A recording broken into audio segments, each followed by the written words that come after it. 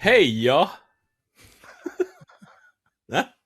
that's an homage to your singing from last night, Arpin. Oh yeah, Yeah. yeah.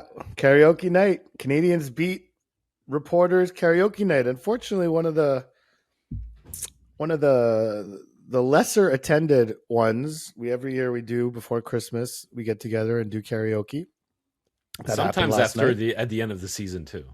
Sometimes at the end of the season, but every year before Christmas. Right. This is our annual Christmas party karaoke night. Yeah, that was last night. Did Hey Ya by Outkast on the suggestion of my daughter, who was looking up online karaoke lists and made a number of terrible suggestions, and then came up with Hey Ya, and I was like, that I could do. Yeah, and it wasn't terrible. That's the bar, man. Yeah, That's the exactly. Bar. That's the bar I'm after. Not terrible. I didn't meet the bar on one of the songs that I sang, so that's all right.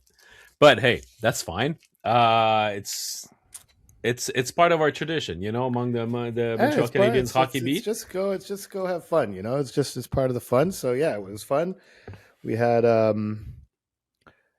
lot of great moments. Our buddy Alexis Bélanger-Champagne, who did his version of Bubba Pin with a Canadians related version in homage to the great John Lou, who once rewrote Bubba Pin and made the chorus Bergevin. That was awesome. Yeah. So yeah, it was a fun night, but obviously it was a late night. I slept in quite a lot on Friday. That's why we're recording a little later. But that wasn't the only thing that happened last night. Okay, yeah, let's get to it. Let's get to what happened that might be of more importance. Obviously, the Canadians beat the Chicago Blackhawks. Gave up 15 shots. Very quiet night for Jakub Dobeš in net. And not a great performance by the Blackhawks by any stretch, but I think the Canadians deserve some credit. Just like I think the Flyers deserve some credit for what they did to the Canadians on Tuesday night. That no one in this city was willing to give them. But I think the Flyers played an excellent defensive game against the Canadians. And I thought the Canadians played quite well in that game. Made 3, to varying degree, boneheaded errors, but that cost them goals. And it's mildly concerning for the Canadians that every time they seem to make a mistake, it winds up in the back of their net, even though that's not entirely true. They just stand out when there's a goal scored. But overall, you look at the Edmonton game on Sunday, the Philly game on Tuesday, and then the Chicago game on Thursday. A pretty encouraging week coming out of one of the more disappointing games Martin St. Louis has seen this season. Oh my God! In New York on Saturday. Yeah. So, he likes to use the term "bounce forward." It's a big Martyism. The Canadians bounced forward pretty well from that game. So this is 3 in a row now. Now they have 3 games left before Christmas. So we thought we'd take a look at, just there's a few very interesting developments that happened over the course of this week that affect the Canadians at each of the key positions. Obviously at forward, at defense, and in goal. And we also have sightings of injured players on the way to a return. So we thought we'd look at the forward group, what we saw this week, but also in the context of an impending Kirby Dach return. Now, it's not going to happen before Christmas in all likelihood, but the fact that Martin St. Louis seemed to fudge it a tiny bit would lead one to believe that not long after Christmas, Kirby Dach should be back some point on that trip, whether that's before the new year or just after the new year.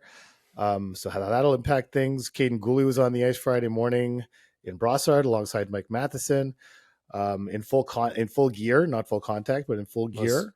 Dach too, actually. Dach too, yes, right. Yeah. So, I don't think Gooley's return is imminent, but we're coming up on January here. Mid-January was kind of his return target, so maybe he's a bit ahead of that. We don't know, but what's going to happen there on defense and obviously in goal.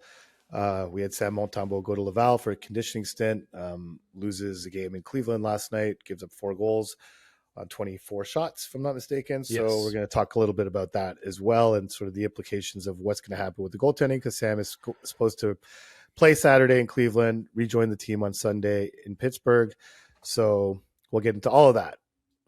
Yeah, it's funny because you mentioned that the Canadians have strung three good games. You know, going back to the Edmonton game, then the loss against Philly, and then their win against Chicago. And one guy who seems to have picked up things a little bit during those 3 games is Zachary Bolduc, first star of the game last night. The talk of the town, basically, because he scored his first 2 goals at home, seemed very relieved about it. And he's slowly but surely managing to find a comfort zone or a certain level of chemistry with Suzuki and Caulfield. Let's mention that it hasn't been a banner week for Suzuki and Caulfield this last couple of let's say 7 to 10 days, right? I feel especially Caulfield is a bit more subdued right now. I thought he looked better against Chicago than he had like maybe the 3 or 4 games before. But I mean, Bolduc seems to be coming around a little bit, but I remain suspicious a little bit that even though the chemistry seems to be better than it was, let's say 3 or 4 weeks ago, and to a certain extent it's normal, we're in front of a young player who's not yet the sum of all of his parts. And when Marty used to talk not only about young players, but I think even talking about Josh Anderson when he first came up as a coach with the Montreal Canadiens, he used to say, bring his game to the game. And he talked about that a lot. People have had a good chuckle about that expression, and especially in French. He hasn't used up that expression all that often lately, but it applies very well to Bolduc, because he's got all sorts of tools that could make him a successful contributor on that line with Suzuki and Caulfield. And he could very well be the next best thing to replace Slavkovsky on the top line. But I feel as though and Marty said as much after the game last night, that it's still a process and an apprenticeship for Bolduc to maybe put aside the need to showcase his abilities and his tools every time and just focus on the game in front of him, because he wants to play his game. And it's a learning process to say, I'll just my tools will pop up at the right time if I just focus on the game that's in front of me and the focus on the game of my line mates too. And I'm not sure when I say that he's not the sum of all his parts yet, it's because even though he's got all that interesting skill set, there's going to be ups and downs in how he's going to bring them forward. And I'm not sure if when you're on the top line of the Montreal Canadiens facing top competition night after night, that the Canadiens can allow to have a young player who's going through that process of finding consistency in how he's going to use his tools. So in the future, he might very well be a good candidate to be on that top line, but I'm just not sure, despite his recent success, that he'll be the right fit with these guys for the rest of the season. Okay, well, okay, yeah, that's fair, but I mean, it's I look at it as, well, 2 things. First of all, I really do believe that Bolduc has grown an understanding of what his role is on that line, and understands the extent to which him playing that role on that line will ensure him staying on that line.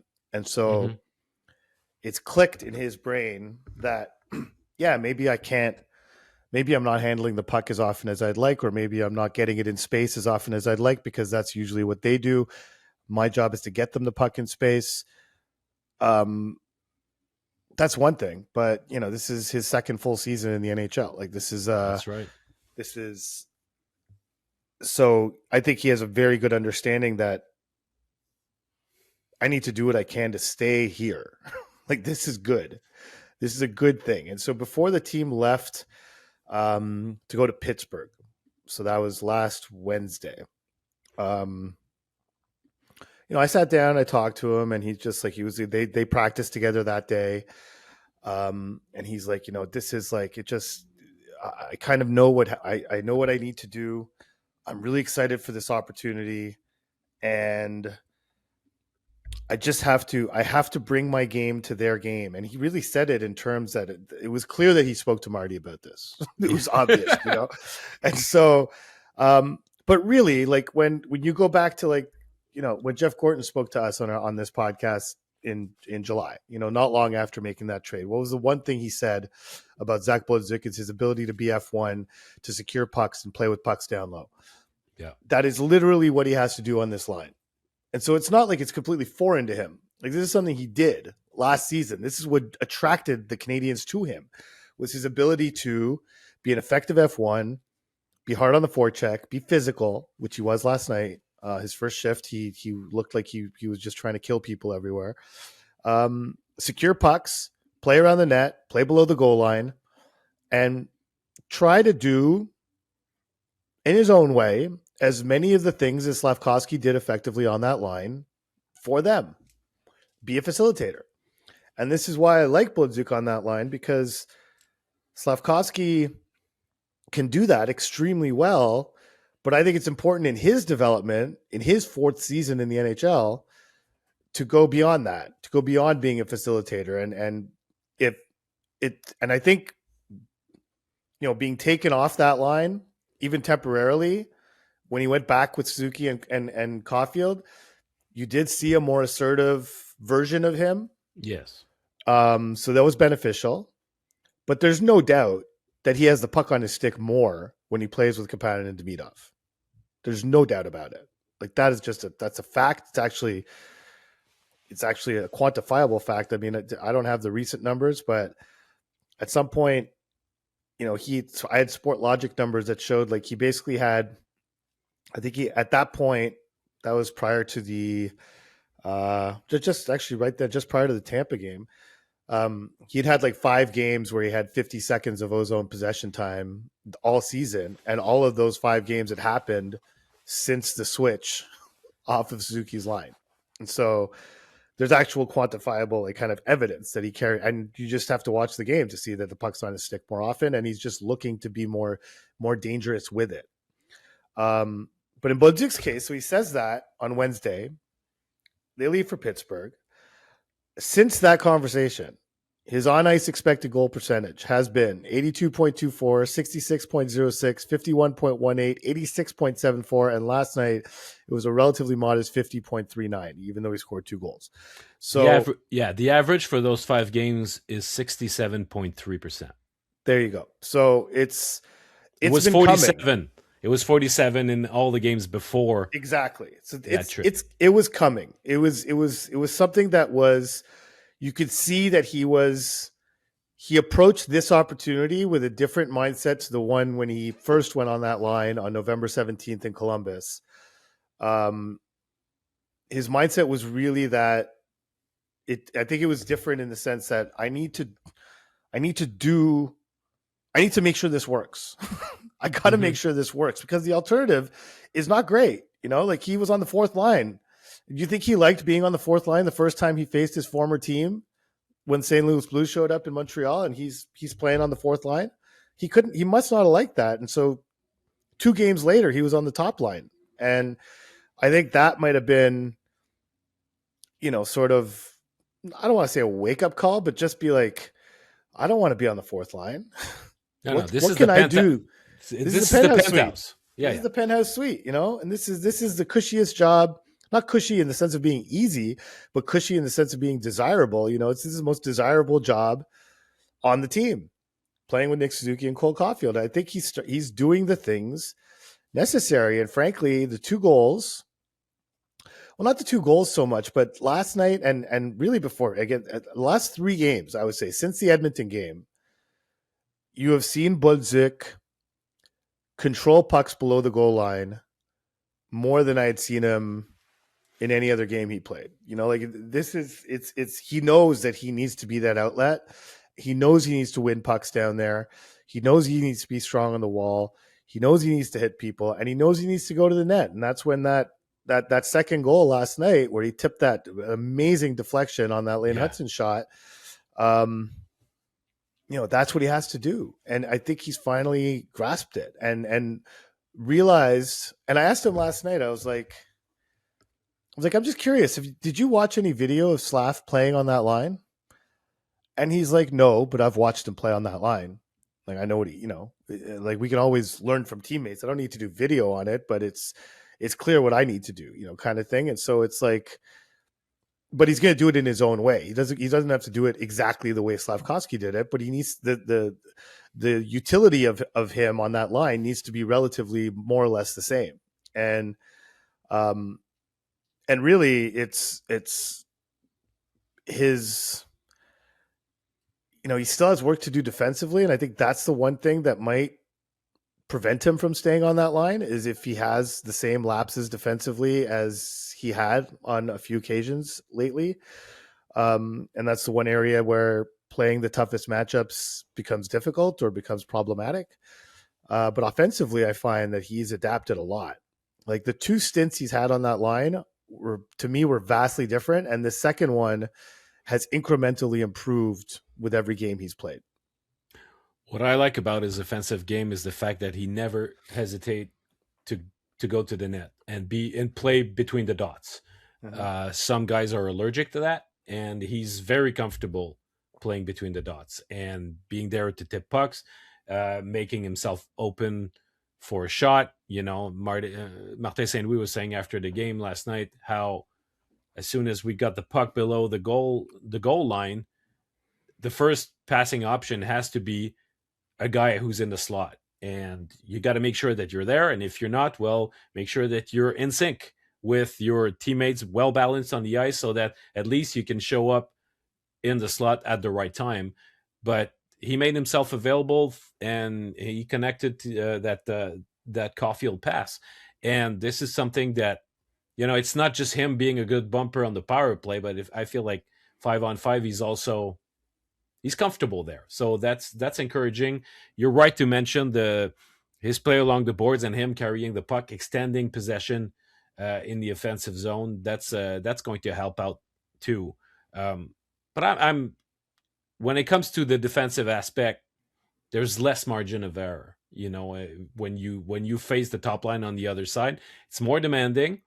So I think that he needed to put together, these 3 or 4 games where he shows that there's really an improvement that's going on to maximize his chances of staying on that line, because it's clear that the Canadians feel that they're better off having Slavkovsky with Demidov and Kapanen and spreading the goods and making sure that they've got they diversify their offense. And what's interesting right now, and that ties up to Alexandre Texier being such a good fit with Evans and Anderson, is that not so long ago we felt the absence of the injured players so much, and now just by rebalancing Slav, Bolduc, and the arrival of the Texier, all of a sudden you have 3 lines that are fairly secure and stable.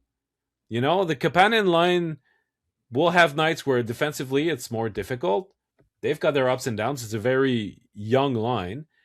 But for the most part, there's more stability and balance on those 3 lines than there was earlier, when you could really feel Doc and Newhook mainly not being there, and everything was out of structure. And now Texier fit has come in and fit so well with Evan and Anderson, providing more speed, providing good puck protection skills also that helps that line keeping the puck, not only stealing it from the other team, but keeping it after that. They spend more time in the offensive zone. So all in all, I think that it has bought the team some time until obviously New York is a long way from coming back, but Doc is going to be an interesting one as to where does he fit in all that. Do you, because if the Canadians and Martin Saint Louis goes with the way that you're seeing things and they decide to keep Bolduc with Suzuki and Caulfield, well, where do you put Doc when he comes back? Well, it's a good problem to have, right? And everything you just said kind of flows from the fact that Bolduc is improving on the Suzuki Caulfield line. Listen, 2 weeks ago, I was flat out saying that that guy doesn't work on that line. That Mm-hmm. he's square, round peg, square hole, whatever you want to put it. But it just seemed like I was equating him to putting Josh Anderson on that line, But it's so the one thing Josh Anderson was not able to do was to adapt, was to like actually, and when you talk about Bolduc popping out into the slot, like basically what you're trying to do is you're trying to form a triangle in the offensive zone, right? And so Caulfield's below the goal line, Suzuki's at the hash marks. You need the top of that triangle, and you need to be constantly be forming more or less a triangle. Like that's basically the balance that Marty talks about is essentially that. And so you need an awareness. Like you can't be low in the slot if Suzuki's on the goal, like below the goal line, and no, sorry, if Caulfield's below the goal line and Suzuki's at the hash marks on the half wall. If you go low in the slot and go like right in front of the net, that's not really a healthy triangle, right? Like in order to form the triangle, you need the awareness to pop out higher into the slot and have that balance, and to know that that is the first look from that area of the ice. And so when Caulfield gets the puck there, he doesn't necessarily have to see you. And the pass was perfect. He did see him, but the other two guys knowing you're going to be there is kind of the important part of it, right? And Bolduc wasn't necessarily doing that before, and now he is. He did on that goal, but he's been doing it generally more consistently this week in particular. And so all of that flows from Bolduc showing something that he wasn't showing before. Mm-hmm. Because when he first went on that line, both of us agreed that we liked seeing Slavkovsky away from them, but that Bolduc wasn't cutting it, and that the first line was suffering as a result. So maybe Doc could go there when he gets back. So does that still apply if Bolduc is showing progress there, or do you use Doc to further balance things and make perhaps, can you make a combo with him and Texier? Right. And throw maybe Gallagher on there, and then you have a line of Evans, Anderson, and Veleno, which we've seen this season and which was definitely more effective than Evans, Anderson, and Gallagher, which I think we should never see again. Like that line shouldn't happen anymore.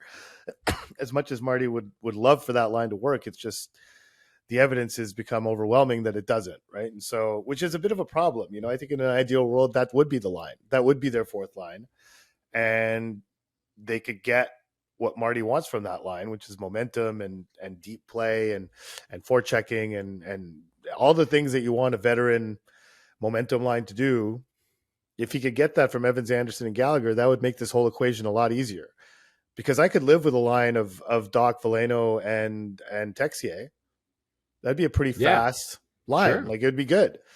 But Plus Veleno would greatly help at the face-off circle. exactly. And so, but that would leave Gallagher to play with Anderson and Evans, and I don't think the Canadians should go there anymore. Like I don't think that's going to work. So that complicates this whole equation. The other option would be to try Doc on that line, and because it's the reality is that as good as Bolduc has looked for the last few games, it's the likelihood of that working indefinitely is low, right? I mean, that line will either get stale or Bolduc hit a slump or whatever. Something's going to happen.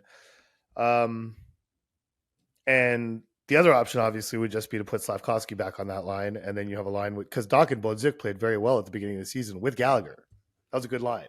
Yes, That's actually the best Bolduc had played up until this recent stretch. So that would be another an option. interesting use of Gallagher at this point in the season. It would be, because Yes, it would be. It would be kind of, you'd kind of be ignoring the way Gallagher has played of late by doing that. And just hoping that the previous version who played with those two guys works again. Because that would allow you to keep Texier with Evans and Anderson. And the fourth line would be still made up of that would be Evans, Evans, Anderson, and Texier. So it's a good problem to have, I guess, but it all stems from Bolduc, and Bolduc, I think, deserves a lot of credit. He's still a young player. He's still trying to figure things out, and I think he's, to some extent, has figured something out, and that's a credit to him, because it's just because they're the best players on the team doesn't always make them the easiest players to play with. And especially when the dynamic is those two guys are the stars. You're not the star. So you go and do what they need. Not what you need, but what they need, because the team will benefit by you facilitating them. And that's the dynamic I think Slafkovsky will benefit by getting away from and taking ownership of his own line. And we've talked endlessly about the benefits and the difference we've seen in him as a result. But Bolduc's at a stage in his career where he should have no problem doing that.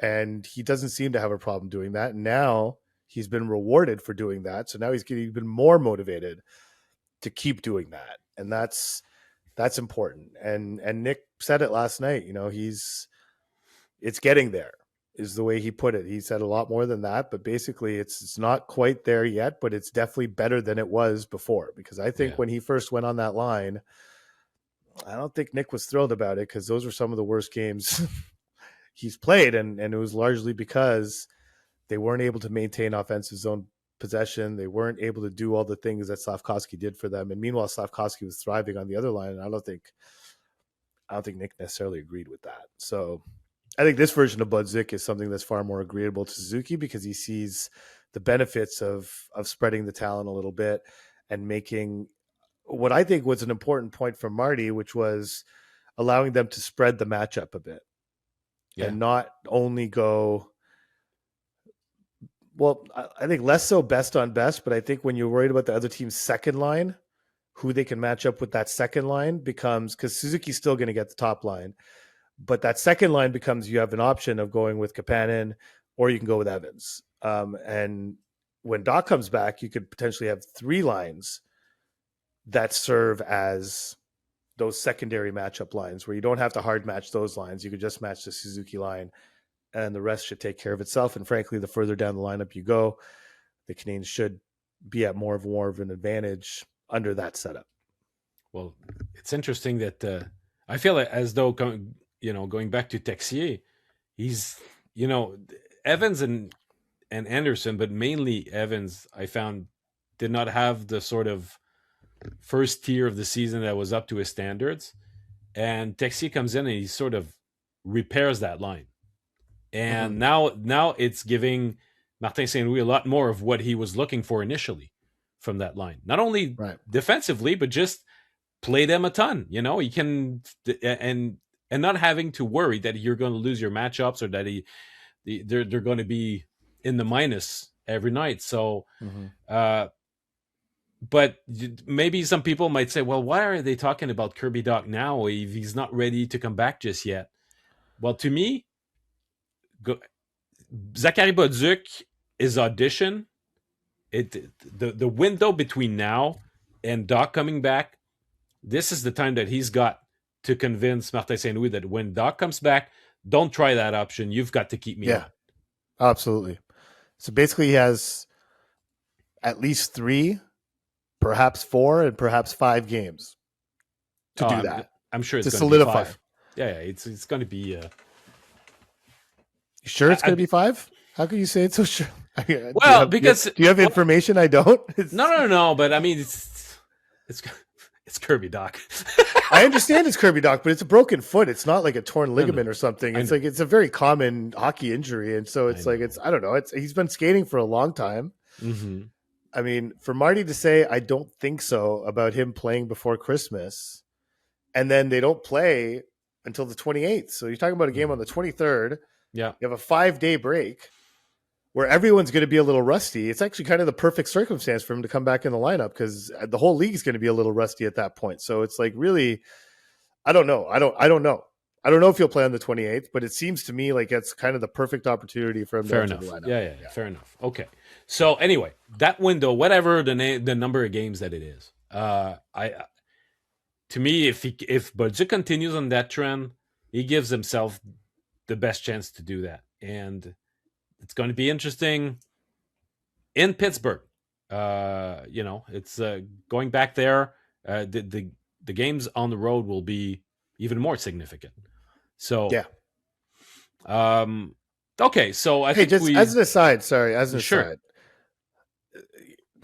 I mean, am I the only one who finds it funny that the two forwards who kind of brought balance to the force for the Canadians are both former Blues forwards, and that the St. Louis Blues terminated this guy's contract, Alex Texier, who, were it not for like 2 offside reviews, would have had extended his point streak to 5 games last night. Unfortunately, it didn't happen for him because the goals were called back.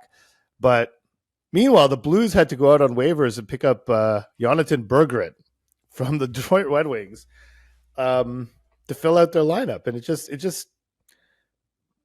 this Texier situation just strikes me as like a total misread by the Blues. Like I don't get how this guy could not, like, he's seemed Yeah, to but be he so was not playing. adaptable. Yeah, but he was not playing that sort of hockey in St. Louis, and he Well, was. why not? Why wasn't he? I think he was miserable there. He said in an interview recently, if you feel good, when I feel good off the ice, it translates to my game on the ice. And so he arrives in Montreal. It's an environment. It's a stimulating environment. It's a French environment, which means Well, something he for him. mentioned that's a factor for sure. Yeah. Yeah. So, and at some point, there's if you feel like you're not trusted, you're not valued, he's been scratched a great deal. I mean, every player's makeup is different, but if he felt as though there was no really way out for him uh, to see what he could really be, his play would not translate into showing himself properly. Whereas in Montreal, they gave him. I mean, he got a chance on the second, the third, the fourth line, and he had the opportunity to show all that he's got, and ultimately he finds a niche. He's replacing Alex Newhook more or less, minus the PK responsibilities, but Yeah. he's a top 9 forward for them, and even once Doc and Newhook come back, I he should still be in the lineup. He's played well enough that he should become a regular for them. He's been quite a Well, I fine. mean, that's where it's going to get sticky, right? Is that if you have to choose between him and Gallagher, who do you take out? I would take out Gallagher, right? If it was just Yeah. on merit, you'd have to take out Gallagher. Valeto's obviously probably going to have to come out when that happens, and so it's like it's yeah, he's making a case. This is very long term, but like Newhook will be back sometime in March, so thought it's far away still, but it's interesting that the Canadians get this guy off the scrap heap basically and find a player for themselves. Like this is really a freebie, Yeah. like a gift from God. Like this is honestly a gift from St. Louis. Like honestly, like it just I just find it funny that last night I was writing my story. I was like, if I wanted to, I could just make this about how 2 former St. Louis Blues are having an impact on the Canadians. Like this is really an interesting, I guess, twist to it since St. Louis is having such a difficult time this season. Yeah. Yeah. All right, let's switch to the defense because there's every night it seems as though Adam Engström seems to cement his spot more and more. He plays some convincing hockey, for the most part, errorless hockey, and the same cannot be said of Arbor Xhekaj and Jaden Struble. Struble struggled mightily against Chicago, played I only think one shift he's had a in the bad third week. period. Yeah, He's had a bad yeah, week. Xhekaj has had a much better week than him. Like it's yeah. But then again, he had a good game against Chicago, but then in the third period goes on to take a useless penalty that could have yeah, opened the door to the Blackhawks to come back in this game. it's true. Um, but again, this is and this I wrote about this on Tuesday. It became a subject over the course of the week. Like if you have Engström, Matheson's going to be back. You have Dobson, you have Hudson. That's four guys who don't really hit anyone. It's not part of their. It's not part of their mo. And so it's. And when Gouli comes back in a month, he hits people. But can you have a defense where you only have like two physical guys on the defense? And Carrier is there actually. I forgot Carrier. So can you have a defense where you have one physical guy on defense? Because it's like when Gouli comes back, you only have one spot left, right? You Yeah, got 5D, Matheson, yeah. Dobson, Hudson, Gouli, Carrier, and you got one spot left for Engström, Xhekaj and Struble. Xhekaj, and Struble. And frankly, like when you say Engström plays error-free hockey, it's one thing to play error-free hockey when you're just this conservative, stay-at-home, stay-back defenseman. He is not that. He's carrying the puck. He's a puck-moving defenseman, and he's moving the puck, and he's starting to get more and more confident, and acquire more and more swagger in that department. And so, we saw a handful of shifts where Engström played on the left with Dobson last night. And it was interesting. It was just like, it was good. It was much better than Struble playing with Dobson, that's for sure. Yeah, And you're just like, wow, this could be. And I think the biggest factor Engström has brought to the Canadiens' defense is, and I think we talked about it on the last episode, but like Hudson playing on the left is more dominant. He's a more yeah, yeah. dominant player on the left side. And I think we've forgotten. I actually talked to him about it this week. And I was like, you know what? Like, I'd gotten so used to you playing on the right, I basically forgot that you're playing on your offside, which is a total credit to you. Like that's a compliment. Like you've made it so that it's not obvious that you're playing on your offside. He's like, okay, yeah, thanks. But I'm like, it's still, now we're seeing that that's not ideal. Like we don't want, like the Canadiens shouldn't want you playing on the right side because look at what you're doing on the left side. And he's Yeah. always going to be like sort of, political about it and be like, whatever it's, but he did admit, he's like, I think every player would rather play on their strong side. So this is the interesting element that Engström brings, because Engström would not rather play on his strong side. He has played way more on his offside on the right than he has on the left. So he changes a lot of the math on defense, I feel. Well, I think that this week we got a glimpse of Martin St. Louis' preferences when it comes to what he values the most on defense. When he, talking about Engström, when he said that basically you need to be a good skater to defend. And if you're not a good skater, then you have to have a good stick and have a very good IQ in order to defend well and kill plays. But he mentioned the skating first, and then if not that, it's the IQ and the stick. There's on that short list, you don't have toughness or hitting guys anywhere. I value it personally, and I value it even more during the playoffs. But I think that, when you wrote in your article, how are they going to double down on that? If it was only to the coach, up to the coach, I think he would double down on that. He would value that more. I don't think this management team shares that belief, but I do think, because he says that, because when do you use the physicality of a big defense? Let's say Vegas's defense, or other examples of big brawny defense cores. Generally, that benefits you in your zone. Whereas Marty's philosophy for defending is, let's prevent them from even playing in our zone. Let's just prevent it. Period. Let's make the neutral zone hell. Let's kill plays at our blue line or in the neutral zone itself. Let's force them to dump pucks, and then let's use our mobility and our speed to recover those pucks and get them out. And so if we're playing in our zone, which is inevitable, it's going to happen, but more often than not, the defensive priority for the Canadians is to prevent that. It's worked sometimes this season. It's not at other times. And when it doesn't work and they do get stuck in their zone a lot, that's where this comes and bites you, right? When you don't have a guy who can physically stop a cycle just by slamming someone into the boards. And frankly, the guys they have that can do that, without Gooley, like Struble has the feet to do it. Does he have the awareness to do it? Does he have the instinct to know when to attack and when not to attack? That He's I so feel inconsistent.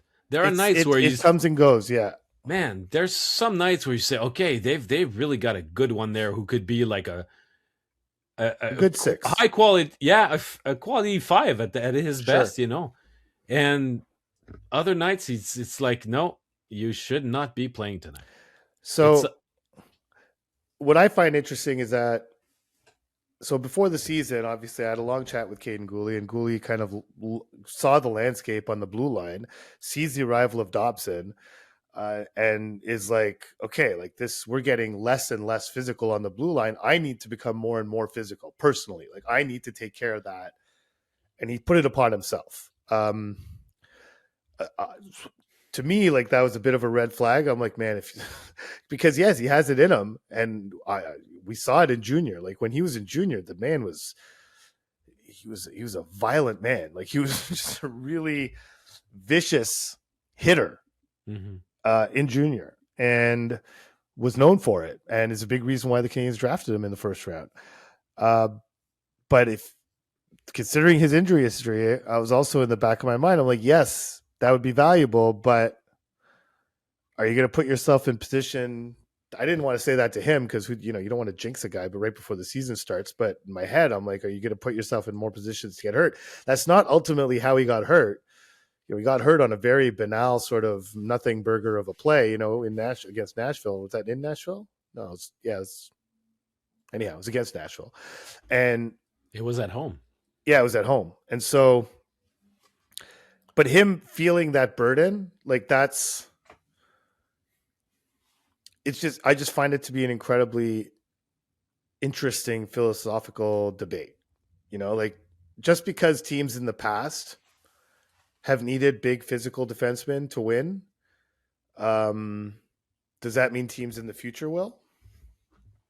And can the Canadians get that physicality from their forwards? Because the other part of Marty's answer to these questions is it's not only about the defense. Like the skating on the defense has to be coupled with a back pressure from our forwards and just a consistent level of closing on the puck carrier, that where we can kill those plays because the pressure's coming from behind, allowing our defense to step up, and there's just no room left. You're slowly kind of squeezing in on the puck carrier. And so if you have a less physical defense, but you're able to become a more physical forward group, that would be interesting too. But the reality is that's not the case either right now. Like it might be one day, but the Canadians don't have that currently.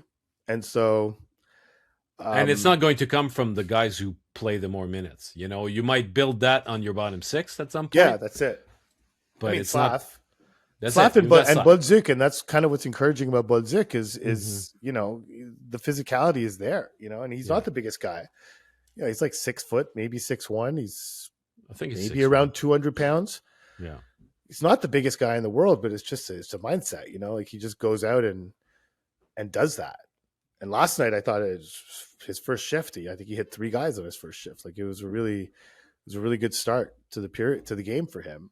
And that's, that was what he brings. But aside from Anderson, Slav, and basically him, Veleno's trying to do it more, but is that really going to impact things? Not really. And they've drafted, Florian Xhekaj in Laval, Tyler Thorpe's in Laval. They drafted this Papanikas kid in the 3rd round this year. They've drafted bigger guys to try and beef up their forward group down the road, but They're Can not. that They're not going to be. They're not about to become a big and mean team anytime soon. no, no, So and they that's might. fine too. Like I don't know, you Yeah, don't have to be a big and mean team, but that's like I was looking at the Panthers blue line, and you look at it, and it's not a big nasty blue line. It's aside from Ekblad, basically, and Mhm. Mikola, the rest of the guys are mobile guys, you know. And like last year, they signed Nate Schmidt. Right. This year, they signed Jeff Petrie. You know, like it's like they the year before that, it was Brandon Montour was kind of in that spot, and so it was like they don't. And obviously Forsling to me is like the best like after Slavin maybe, who's similar. Slavin and Forsling to me, like if they had a defensive defenseman of the year award, these guys would be perennially in the running, and neither of them do it with their physicality; they do it with their feet Right. and their brains, you know. And so it's like it could be that the league is trending in this direction, but how much of like I think anything of one thing is like too much of one thing is also not good, you know. Like you don't want all the same profiled guys. And frankly, I look at Engström and I think of Matheson. Like It's he's a yeah. it's a very It's a similar similar. profile. Yeah, Very. like it's a Yeah. Yeah. very similar Absolutely. profile. Yeah. But I mean, this. If you're looking for a mean defenseman who will hit it a lot, but still is reliable enough and is moving well enough that he can play, on your second pair or be like your number 5 guy. Who knows? There's not a ton of the guys like that in the NHL. They're coveted guys. Nikita Zadorov has signed a long-term contract, and he's there's very few of these guys. Mackenzie Weegar, like Not the he hit biggest the guy in the world jackpot. either. Yeah. No, but he hits a ton. Yes, he And does.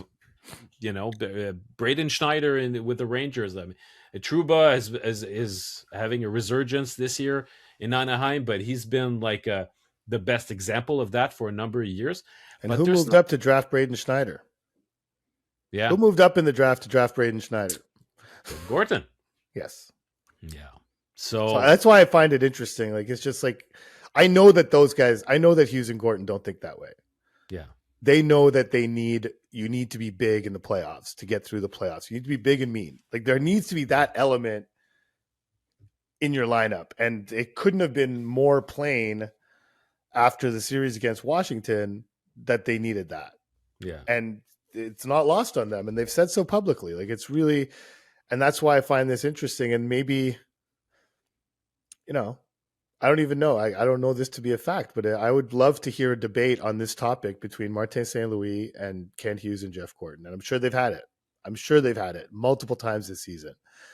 The fact is the Canadiens don't have that element.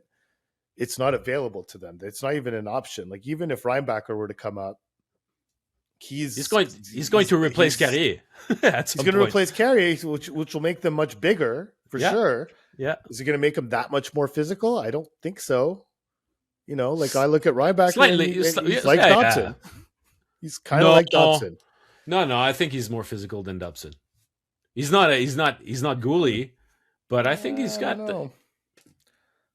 don't know. Yeah, maybe a little bit. A little bit. But it's he's not going to bring like a mean streak to that blue line all by himself just because he's bigger. But it's his defensive awareness and his feet that set him apart. It's not his physicality, right? No one, and even Gooley's really defined by his skating. Like it's yes, he's physical for sure. But if you ask me what is his defining characteristic, I would say his feet for sure before his physicality. Is there another? It's not is there another healthy goalie out there? Well, yeah, that's it. I mean, honestly, 31 teams would take, even with the health risks. Yeah, 31 teams would take Caden Gooley. If he was ever made available in a trade, there would be 31 teams would be lining up because that combination of mobility and physicality is very, very rare. So in the long term, if you project and say, okay, well, Reinbacher in a year and a half would replace Carrier, with him being ready for the NHL, the other one having reaching the end of his contract. Do you think that they would consider that the management would look at the blue line and say the solution is not Xhekaj, it's not Struble, and as much as we like Engström as a prospect, he's not the solution either, and we have to look outside the organization instead of one of those three to fill the last spot. I honestly think this team in a year and a half, we're talking about, like in a year and a half, Reinbacher won't be replacing Carrier. Reinbacher could very well be in the top four, like by that point. Like you're talking about a year and a half away. If he were to be ready to play a top four role, I think the ideal configuration of their defense would be Guhle, Dobson, Hudson, Reinbacher, Matheson, at this point, Engström. But yes, at that point, you have to ask, who is there a better option? Because there's not one in the system. The only guy they have in the system that might one day provide that is Owen Protz. Yeah. And that's a long way away. That is a long time away. If it ever happens at all, which it might not, So it's Engström to me is an NHL defenseman and will be for, I think, a long time. He's going to have a long career. He's not going to be a star. He's not going to be he's not going to be like this outstanding superlative defenseman, but he's going to be a good defenseman for a long time. And I think that group of six, I think you can win with that group of six, in their prime. It's not going to be, but you better have some big boys up front to counter that. It's probably easier to get bigger up front than in the back, considering if you're looking for mobility plus hitting, it's going to be a hard combination to find. You're going to pay a premium on the market to get guys like that. So it's probably easier to get bigger up front. But for the meantime, it's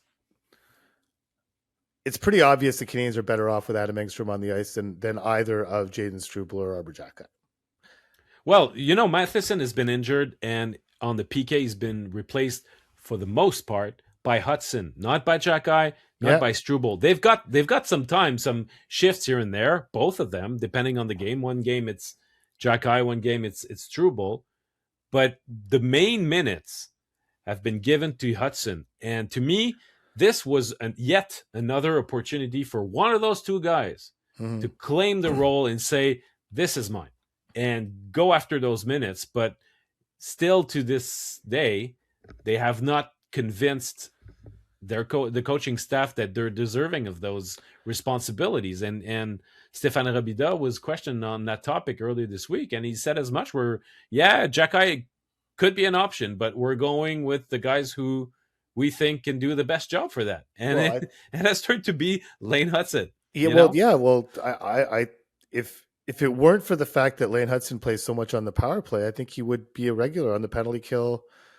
The only thing it's the same reason they don't want to have Nick Suzuki on the penalty kill. The penalty kill would be better if Nick Suzuki played on it, but you can't play Nick Suzuki 26 minutes a night. You can't do that. And just like Lane Hudson's already playing 26 minutes a night, you can't have him playing 30 or 28. It's the reason Hudson doesn't kill penalties is not because he can't. It's because they just need to prioritize his minutes. And I talked to him about it this week, and he did not kill a single penalty at BU, not one. And he was like, and I killed in junior at the national program, and I was pretty good at it. I like killing penalties. And the other thing I learned in that conversation, I was like, so I guess you sit in on the penalty kill meetings, right? He's like, yeah. And I'm like, how many guys are in there that aren't actually penalty killers, just hoping that people notice that they're in the meeting? Because Newhook and Kapanen last year were in every penalty kill meeting. And Newhook went. And Heineman was too. And Heineman too, yeah. Yeah. So I'm like, so then it got me thinking, I was like, okay, you're in the penalty kill meeting. You're not on the penalty kill. So how many people he's like, yeah, basically the whole team's in that meeting. There's like a handful of guys, probably Gallagher's not there. And there's probably just a handful of guys that don't go. But yeah, so basically the whole team's there just hoping, fingers crossed. Hey, attendance, are we doing attendance?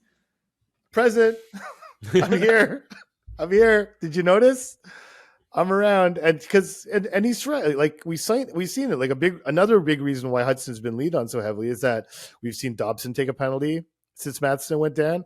We saw Carrier take a penalty since Matheson went down, and that's the thing with this team is like when Matheson takes a penalty, it sends the whole thing into disarray, right? Like their penalty kill is scrambly because he's supposed to spend the whole time out there, and now Matheson's worse than a penalty. He's missed 2 games, and so Yeah. So you got Gooley and Matheson who are not playing. When you yeah. got Carrier in the box, what's left? What's left? And it's Lane Hudson and Noah Dobson, and so it's but yeah, it's just I think it's going to be fascinating to watch how, because the other reality is that the more Engström plays and the more he shows an ability to play at this level, to play the same game he showed in Laval, but at this level, the more attractive he becomes on the trade market. And so maybe if the Canadians do determine that they have too much of the same thing, this guy can just build value. And I don't think that's why he's playing right now, to be clear. Like a lot of people are like showcasing for a trade. No, I think he's playing right now because the Canadians feel he gives them the best chance to win. And frankly, Engström is proving as much with each passing game that he is better than a lot of the guys the Canadians have on the defense right now. But the more he plays, teams are very aware of Adam Engström. We've said it a million times on this podcast. Laval is one of the most scouted teams in the AHL. People are very aware of what this guy can do. If he keeps playing this way, then and the Canadians want to go and really strike at something interesting up front, I think he would have pretty decent trade currency. But I kind of could they choose to move someone else and keep him Engström? Well, who? Yeah. Like no one, everyone that they could consider trading is locked up long term. Yeah, it cannot be Matheson anymore, and no, obviously Carrier doesn't nearly have the same value on the market. No, so it's an interesting thing. Like he's a hell of a defenseman, and he could be a hell of a defenseman for the Canadians, or he could be a hell of a defenseman that brings in someone that might fit their needs better, and maybe that would be a bigger, more physical type of defenseman. Who knows? But I would think it would probably be to address a need up front. Yeah. I don't know if it'll get the mythical 2C, not alone, that's for sure, but it's the mythical 2C is going to remain a myth because it's just not available. So no, it's not. And there's Wild. Honestly, sorry, this is a divergence, but you look at the Wild, like they're doubling down and go out and get Quinn Hughes, and trade one of their centers away to doing it, and like they have no centers. I don't get it. It will be it's an experiment over there going on over there because they've got like high quality pieces. Fascinating one, yeah.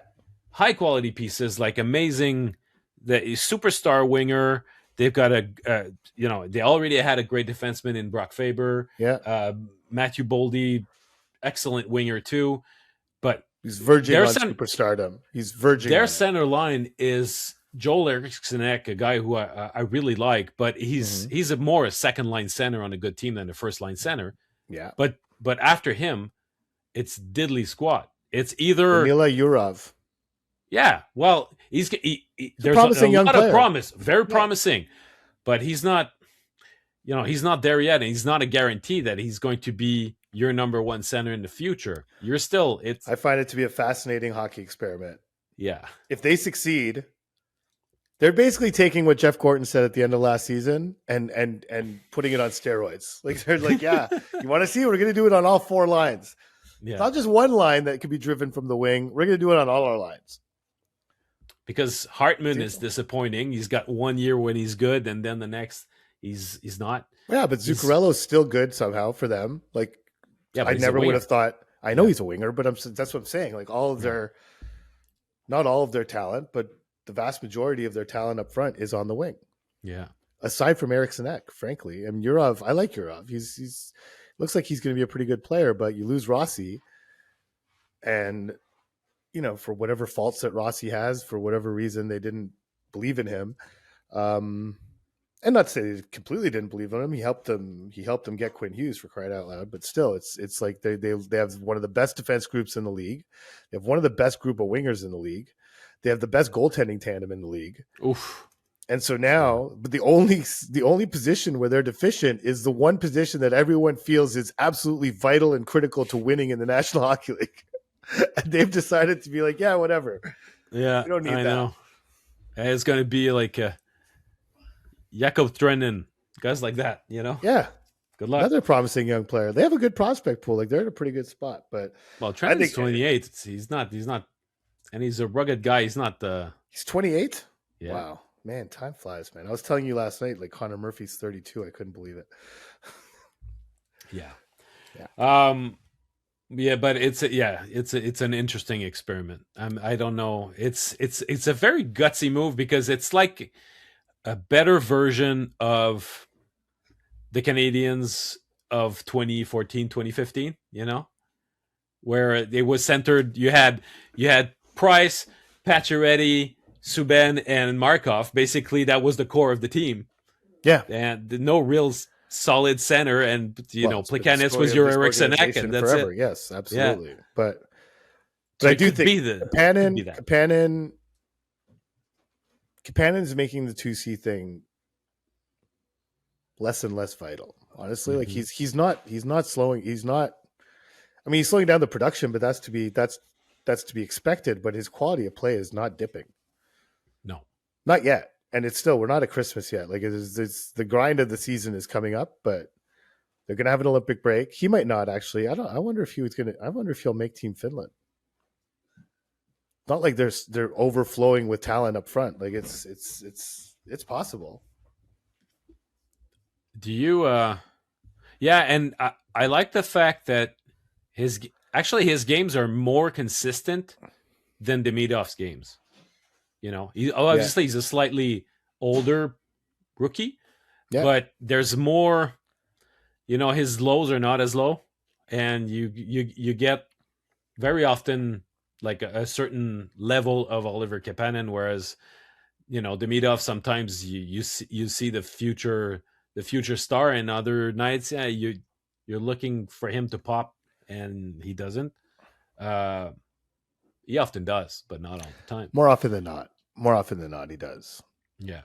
So okay, let's get to the goaltending, because that's obviously been a big. That was sort of the big news of the week was Sam Montembeault being sent to Laval, conditioning stint.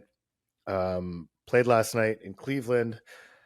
Didn't watch the game, but saw the highlights, saw the goals he allowed. The fourth goal I don't love. It's a tough goal through traffic. I get it. It was a pretty good shot, but shot from distance through traffic. He's fighting through the traffic to find the puck. It goes in. He looks one way, the puck goes the other, it goes in. And it's just like kind of, and the two goals where the guy has had like literally all day in front of him with no sign of a defenseman anywhere near them. I don't really pin on Montembeault. But the 2-on-1 goal, pretty good shot. It's a 2-on-1. He can't totally sell out on the shooter. Sillinger got close to the net. He got close to the net. I don't, could he have made a save there? Sure. You would like to think an NHL goalie, that's a pretty good AHL player too. It's not as if he's just some guy in the AHL, but but still, I just find it's so indicative of what's going on in Montreal is that you have them playing this game. Zach Bolduc scores his first two goals at the Bell Center. There's all this good stuff going on, and everyone's got one eye on the game in Cleveland, the Cleveland Monsters game against the Laval Rocket, to see how Sam Montembeault is doing. Yeah. And so we're going to see him with the team in Pittsburgh on Sunday. I'm assuming this is how the Canadians sold the plan to Sam Montembeault by assuring him that he's only going to go down for 2 games. He'll be back on Sunday. You always have to massage these things to make it so that the player accepts the conditioning stint. And I don't know first of all, there was a limit. I believe the limit is 3 games for a conditioning stint, or 14 days. Or 14 days, right? So there was going to be a limit on how long you spent there anyway. But I think, with the holidays coming up and everything, like, it's probably like, there's probably a way for them to be like, listen, go do this. It'll help you. You'll get 2 games in. Let's figure out what's going on. Be back with us. You definitely not going to play in Pittsburgh. He's playing Saturday in Cleveland, so I would imagine he's not going to play in Pittsburgh. Maybe he gets into the net on Tuesday, but it's just Sam Montembeault has to make it so that the Canadians can send Jacob Fowler back to Laval. Yes. Jacob Fowler belongs in Laval, and he's doing great. And this is not a negative experience for him in any way, shape, or form. But I did not love the fact that he came out, and this is not a criticism of him at all, but I didn't like the vibe when he comes out after the game against Philly, and he came out really late. So there were no other players in the room. So every single reporter was around him in a huge scrum. And he's standing up there being like, I need to make more saves. Like, I didn't give my team a chance to win. That's a mistake I can't make on the giveaway on the third goal, which is true. Fine. That part's true. But your team scored 1 goal. Like, they did not lose because you couldn't make a save. But it just seemed like the moment in real time being there, I was listening to him talk and I'm like, this is too heavy. This is a game in December where the team played pretty well. Yes, they lost, but it's not that big of a deal. Like, and he didn't play poorly. Look, put yourself in his shoes.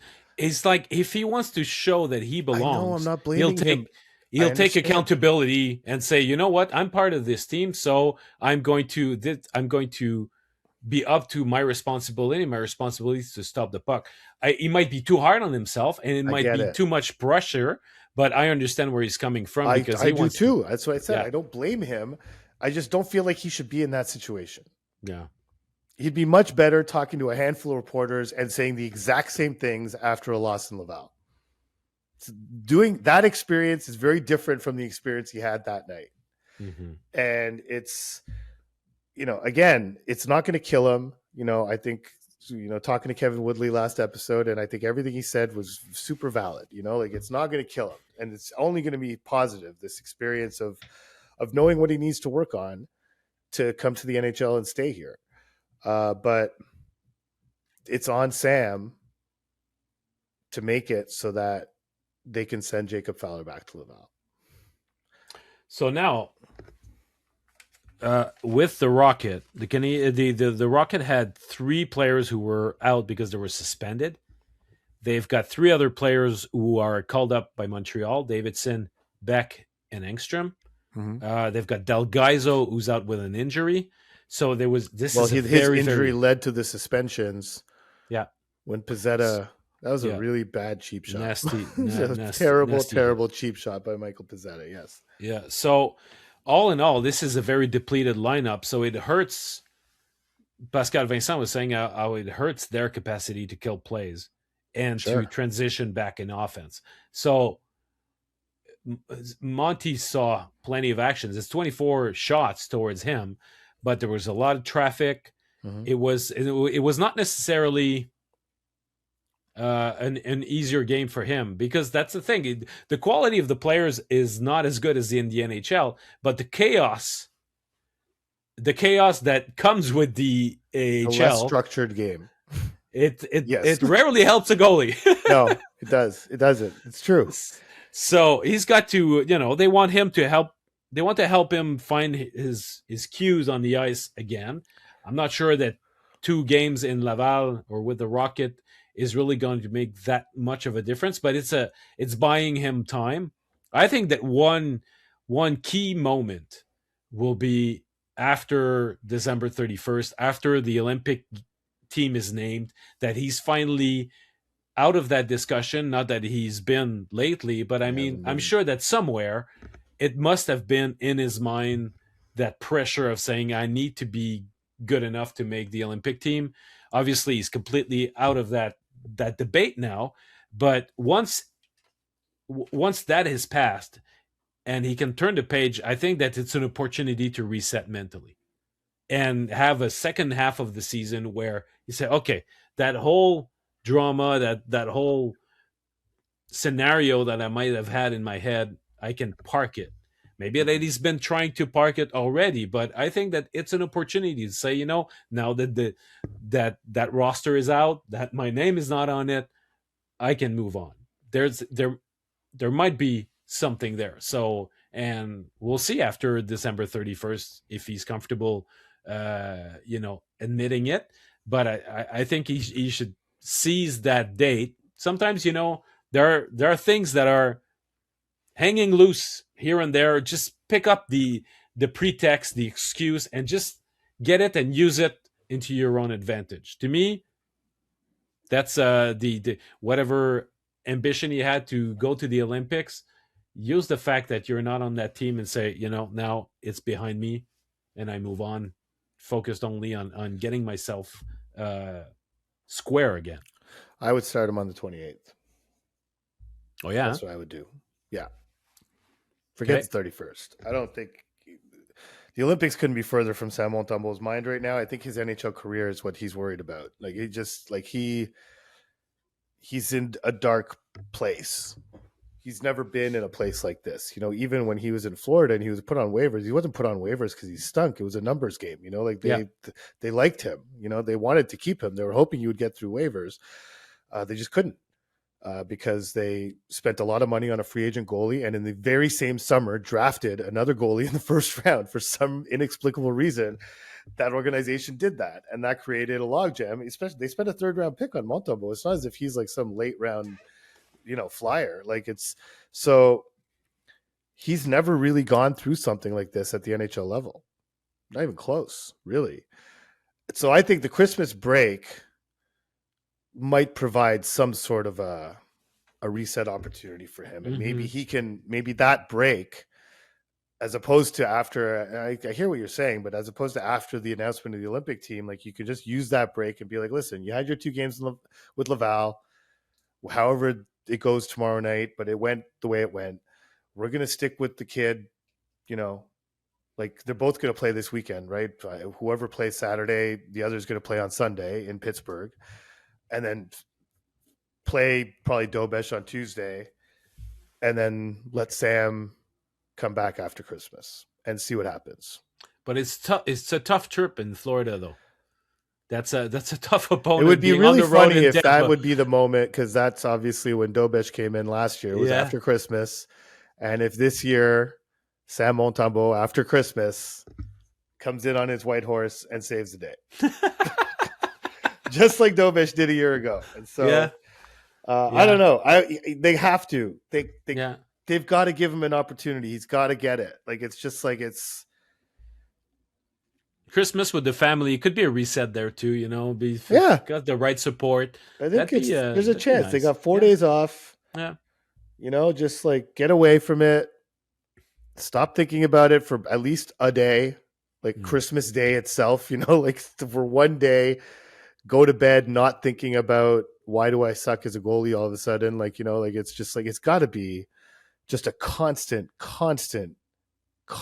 weight on his mind, like all waking hours, and probably in his sleep too. Like, it's honestly like the burden on him mentally has just got to be massive. Like, imagine being imagine no matter what you do, like if you make your livelihood doing something, if you're a sculptor or you're a mechanic or you're a plumber or whatever, and all of a sudden you wake up and you just can't fix toilets anymore. And like you make your living fixing toilets, and all of a sudden you don't know how the toilet works. Well, that's it. I hear people say, well, it's not as if he's forgotten how to play goalie. No, that's precisely it. He has forgotten how to play goalie. But it's in there somewhere. Like it's in it's for sure. There. Yeah. You just got to get it out. And so it's like, so like, I don't know. It's like Steve Blass or Rick Ankiel or Chuck Nobluck throwing to first base. Yeah. Those baseball players, they know how to pitch a ball, but they forgot. Who's the catcher? Mackie Sasser. Mackie Sasser, that's right. Mackie Sasser used to pump the ball in his glove like 4 or 5 times before he would finally throw it to the second base, so every runner would attempt to steal.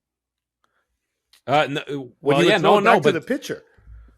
Yeah, but also on stolen on bases. steal He could. attempts, right? Yeah.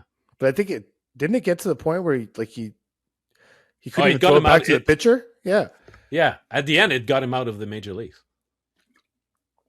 yeah. So Well, I don't think that's going to happen to Sam. no, I no, no, don't no, think, no, but no, no, no. It's I think again, it's a case of the yips, but it can be they need to salvageable. they yeah, but they need to know one way or the other. Yeah. I think the 28th is. I mean, I know they're playing in Tampa. It's going to be a tough game, but when is it not going to be a tough game?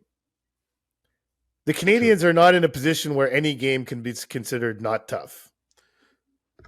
And frankly, if you look at the whole trip, in Tampa on the 28th, in Florida on the 30th, in Carolina on the 1st, I guess you could wait to start them on the 3rd in St. Louis. But even then, like, what kind of a message does that send? Like, Yeah, it we, puts more pressure on the we, goalie because now we've yeah, waited until there's we've an waited quote 3 unquote easy games. game. That's it. Exactly. So I now think it you would be better a deliver boost to be because we like, hey, you're waited. going to walk into Tampa and we're gonna ride you to a win. Like, we're Yeah. trusting you in this environment Yeah. to go get us a win. And it's going to be a nice environment. There's going to be a lot of Canadians fans. There always is. Like, it won't be as hostile as a normal game in Tampa because it's the holiday game in Tampa when it's usually 5, 6, 7,000 Canadians fans in the building. So Yeah. It's a good theory. It's probably a good timing to do it, but they cannot shy away from using him once he's back. And I mean, because how long they're going to keep 3 goalies anyway? I they don't see can't. it They happen. can't. They can't. They gotta. They can't. They can't do that. So Sam has to make it so that they don't have to do that because they're not going to lose Sam on waivers. They're not going to put Sam on waivers. I know. It's like it's just not. And they're probably. I don't think they're going to trade Sam. So he's got to make it happen.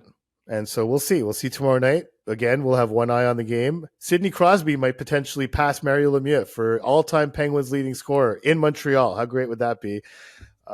That'll be happening on the ice in Montreal, and on the ice in Cleveland, there will be Sam Montembeault playing against the Cleveland Monsters in an equally important game.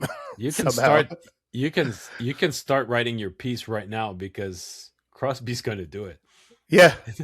Yeah, totally. I mean, he's almost been waiting to do it. Yeah. He's gotten to one point, and then he just kind of stopped for a while. And you're like, okay, you're waiting to do it in Montreal. It's because the rest of his team has stopped everything too. Well, yeah, that's true. But 1 point, anyhow. Yeah, I know. So a little programming note for everyone. So we're gonna have an episode on Monday.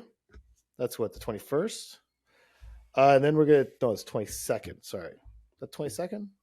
Yeah, help 22nd. if I know the dates. 22nd. 22nd. Yeah. So we're gonna have an episode on the 22nd, and then we're gonna take a little break. We're gonna be away for Christmas, and we'll be back on January Monday 5th. Monday the 5th of January. Yes. So, I mean, it's unlikely, but if something huge happens, we might have like an emergency episode. But otherwise, you will hear from us on Monday the 22nd, so after this weekend, and then we'll be off until January 5th. But in the meantime, there's 2 games coming up on the weekend, and we'll have a lot to talk about on Monday, our last episode of 2025. That's right. So, and we say that nothing's going to happen.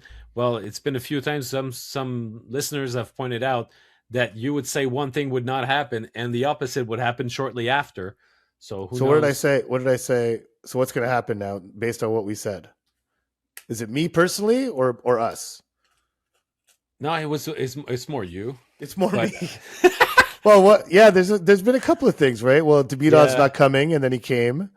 We need to stop. We need to stop talking about Demidov coming, and then he came. Yeah, and there's no goalie available in the market, and then Jari gets traded. Jari got the traded. Same day. Well, no, we got Jari got being hurt, available on the market. We mentioned Jari. Yeah, and I still think that Luukkonen could be had by someone. Well, I think Kekalainen said that they're not going to carry 3 goalies anymore. No, it might be Lyon more than. I think Lyon would be the one who'd be available, but I think Edmonton's going to jump on him because Jari's on IR. That's nonsense. Who could have seen that coming? There's nothing from Okay. Jari's history that suggests that he's injury prone. Is there? No. Oh, I think there. Oh, yeah, maybe there is. I don't know. Well, he's. I saw a stat going. I think he missed 33 games to injuries in 10 years, which is not that bad. Nah, it's not too bad. But he does get So tweaks. He tends to get little tweaks, like yeah, little nagging things. yeah. But now he's on. He's not on LTIR, but he's on IR. So he's anyhow. Really don't get that trade one bit. But anyhow. All right, my friend. See you. Well, we'll see each other soon. But thanks so much for listening, everybody. And we'll be back on Monday for another edition of the Basu and Godin Notebook. Take care.